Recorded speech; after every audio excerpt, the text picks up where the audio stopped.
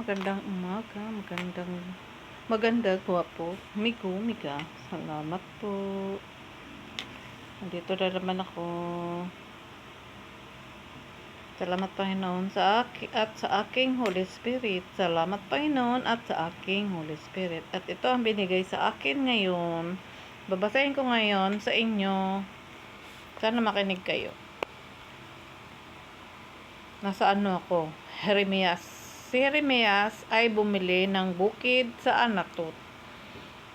Kinausap ni Yahweh si Jeremias ng ika-10 taon ng paghahari sa Juda ni Sedekias at ika-18 taon naman ni Nabucodonosor. Nang panahong iyon, na kinubkob ng hukbo ng hari sa Babylonia ang Jerusalem, si Propeta Jeremias naway mahigpit na binabantayan sa piitan sa palasyo.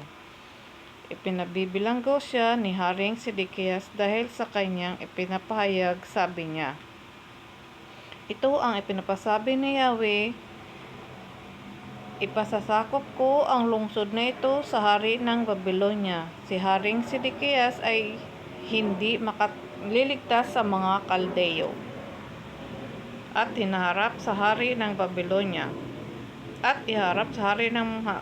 Babylonia makakausap niya ito at makikitang mukhaan. Dadalhin siyang bihag sa Babylonia at mananatili roon hanggang sa muli ko siyang magunita. Anumang pakikipaglaban ang gawin ninyo, hindi kayo magtatagumpay sa mga Kaldeo." Sinabi pa ni Yahweh, ito ang pahayag sa akin ni Yahweh. Si Hanamel na anak ng iyong amaing si Salom ay lalapit sa iyo upang ipagbili ang kanyang bukirin sa Anatot, sapagkat ikaw ang malapit niyang kamag-anak at may karapatang bumili niyon. Gaya nga ng sinabi ni Yahweh, si Hananel ay pumunta sa akin at sinabi, "Bilhin mo na ang bukirin ko sa Anatot sa lupain ng Benjamin. Ikaw ay may karapatang bumili niyon." Nag-react yung Holy Spirit ko dito sa 7. Si Hanamel na anak ng iyong amaing si Salom ay lalapit sa iyo upang ipagbili ang kanyang bukirin. Doon, no? Gaya nga ng sinabi ni Yahweh, sa Hanamel ay pumunta sa akin at sinabi, "Bilhin mo na ang bukirin ko sa Anatot sa lupain ng Benjamin. Ikaw ay may karapatang bumili niyon bilang pinakamalapit na kamag-anak." Naalala ko ang sinasabi ni Yahweh, kaya't binili ko ang bukirin ng pinsan kong si Hanamel sa halagang 17 pirasong pilak. Nilagdaan niya ang kasulatan ng pagkabili at tinatakan. Tumawag siya ng mga saksi at tinimbang sa harapan nila ang salaping kabayaran. Pagkatapos, kinuha ko ang kasulatan ng pagkabili ng tinatakan at ng isang siping nakabukas at aking ibinigay kay Baruk na anak ni Nerias at apo ni Maasiyas.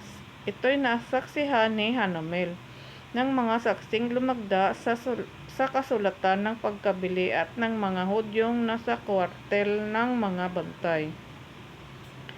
Sa harapan nilang lahat, itinagubili ni Jeremias si Baruk ng ganito, "Ito ang utos ni Yahweh, ang Diyos ng Israel. Kunin mo ang mga kasulatang ito, ang tinatakan at ang nakabukas, at ibigay mo sa isang tapayan para hindi masira agad, sapagkat ganito ang sabi ni Yahweh, ang makapangyarihang Diyos ng Israel. Darating ang panahon na muling magbibilihan ng mga bahay, bukirin at ubasan sa lupaing ito." Number 16. Ang panalangin ni Jeremias.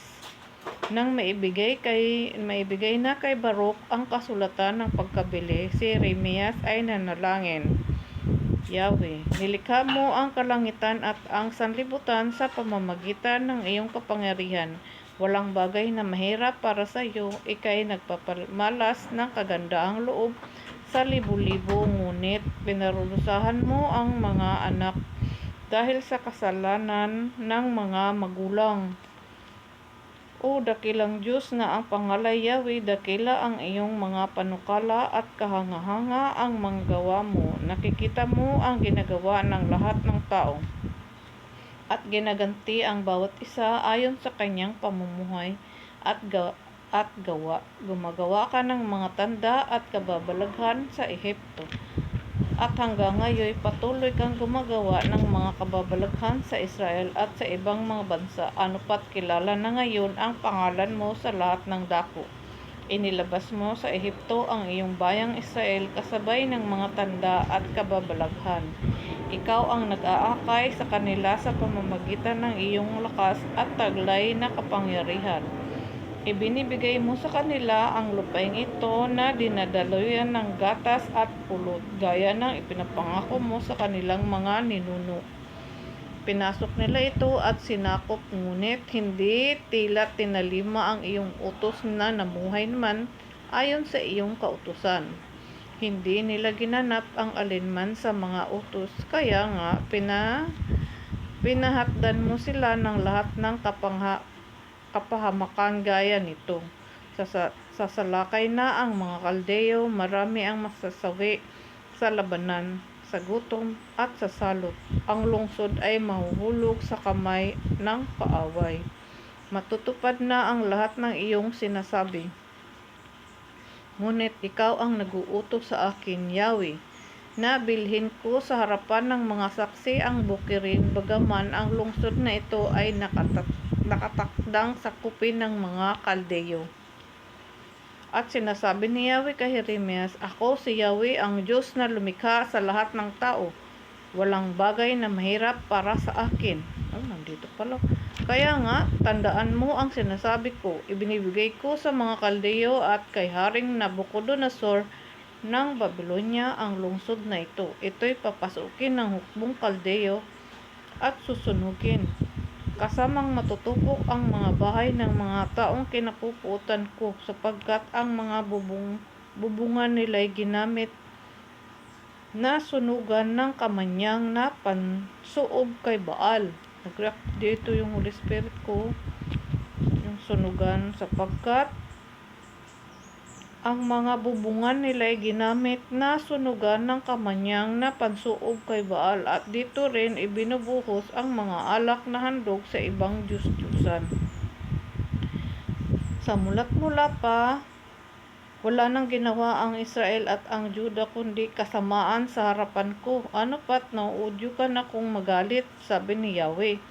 Mula nang itayo ang lungsod na ito, lagi na lamang nila akong ginagalit.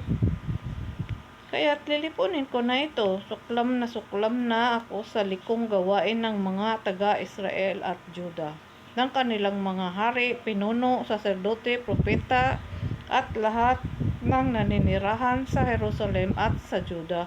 Ako'y tinalikuran nila, bagamat ulit-ulitin ko silang tinuturuan, hindi sila nakinig ni tumanggap man ng payo. Nag-react na naman yung Holy Spirit ko dito sa 33. Ako'y tinalikuran nila, bagamat ulit-ulit ko silang tinuruan, hindi sila nakinig ni tumanggap man ng payo. Inilagay pa nila ang kanilang mga Diyos-Diyusan sa aking templo, at sa gayoy dinumihan ito. Gumawa pa sila ng mga dambana para kay Baal sa lambak ng Hinnom, at doon inaalay kay Molok ang kanilang mga anak. Hindi ko ito inuutos ni hindi man naisip na ipagawa sa kanila. Sa gayoy inudyukan nilang magkasala ang Juda. Ito sa ang pangako ni Yahweh. Kaya nga pinasabi ni Yahweh kay Jeremias, ipayag mo sa lungsod na ito'y mahuhulog sa kamay ng hari ng Babylonia. Matapos mamamatay ang marami sa labanan, gutom at salot, muli ko silang titipunin mula sa lahat ng lupaing pinagtapunan ko sa kanila nang ako'y magalit. Ibabalik ko sila sa lupaing ito at matiwasay silang manirahan dito. at sila'y magiging aking bayan at ako ang magiging kanilang Diyos. Magkakaisa sila ng puso at diwa sa pagsunod sa akin at ito'y para sa kanilang kabutihan. Kabutihan din at ng mga anak nila. Makikipagtipan ako sa kanila magpakailanman. Pagpapalain ko sila habang panahon, hindi na sila muling tatalikod sa akin, at patatagin ko sila sa lupaing ito. Buong puso't kaluluwa ko itong gagawin para sa kanila. Sabi pa ni Yahweh, pinadalhan ko ng kapahamakan ang bayang ito, darating ang panahon na ipagkakaloob ko ang kasaganaang aking ipinapangako. Nandito yung Holy Spirit ko sa ipinapangako. Sa 42. Muling magbibilihan ng mga bukirin sa lupaing ito na ngayoy wala nang naninirahan kahit tao o hayop at nasa kamay na ng mga Kaldeyo. At sa pagbibilihan uli ng mga bukirin, nalalagdaan at tatatakan ang mga kasulatan ng pagkabili sa harapan ng mga saksi. Ito'y magaganap sa Benjamin, sa paligid ng Jerusalem, sa mga lungsod ng Juda, sa kaburulan, sa Safela at sa mga lungsod sa timog ng Juda, sapagkat ibabalik ko ang kanilang kayamanan. Ayun po. Amen po. Yun na, natapos na po. Nag-react siya dito sa 42. Habang binasa ko dito simula sa 42, kinikilabutan yung aking, nagtatayuan yung aking mga balaybo. Pati sa balaybo sa paa. Habang binasa ko dito simula dito, nag-react siya sa sabi pa ni Yahweh, pinadalhan ko ng kapahamakan ang bayang ito, darating ang panahon na ipagkakaloob ko ang kasaganaang aking ipinapangako. Dito sa ipinapangako, nagliliwanag yung maliit na bituin. Salamat po kung kayo nakikinig. Ito binigay sa akin ngayong araw na to, kay Jeremias sa 32. Buong 32 po yung binasa ko. Ito.